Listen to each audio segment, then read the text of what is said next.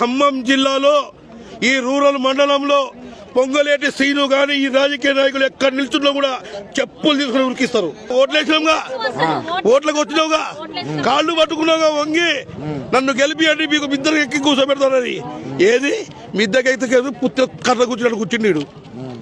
ఏది ఇంకెవరు? పొంగులేటి శ్రీను, తుమ్మల నాగేశ్వరరావు, ఆ బట్టి క్రమార్క, రేవంత్ రెడ్డి రారండి. ఎందుకంటే వాళ్ళు మొత్తం కుంభకరులు కదా.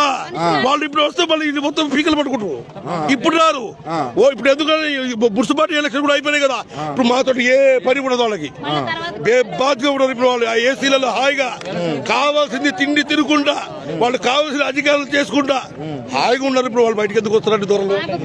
దొరలు లక్షల ఎకరాలు ఉండొచ్చు, కోట్లు ఉండొచ్చు, అంతస్తులు ఉండొచ్చు, ఏసీ బెంచింగ్ కార్లు ఉండొచ్చు. పేదోడికి 100 గదాల భూమి ఉండొద్దు. ఈ దేశ ఓటు మాత్రం మనకు వస్తుంది. అయింది మరి. అదే పాప పువ్వారాజా గారు ఉన్నప్పుడు, ఆ రాజకీయం ఉన్నప్పుడు అట్లా చూసి చూడకుండా వెళ్ళిపోయాడు.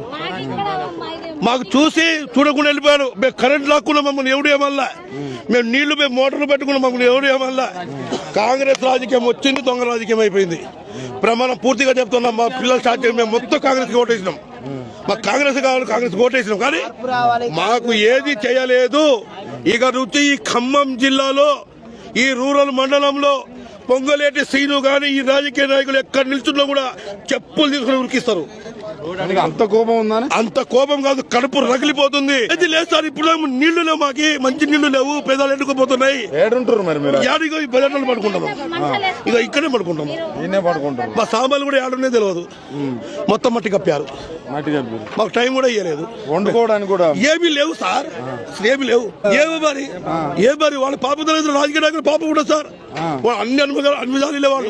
రేవంత్ రెడ్డికి ఏం చెప్తారు? నేను రేవంత్ రెడ్డికి చెప్పేది ఒకటే, ఈ రాజకీయాలు మొత్తం మానేయండి.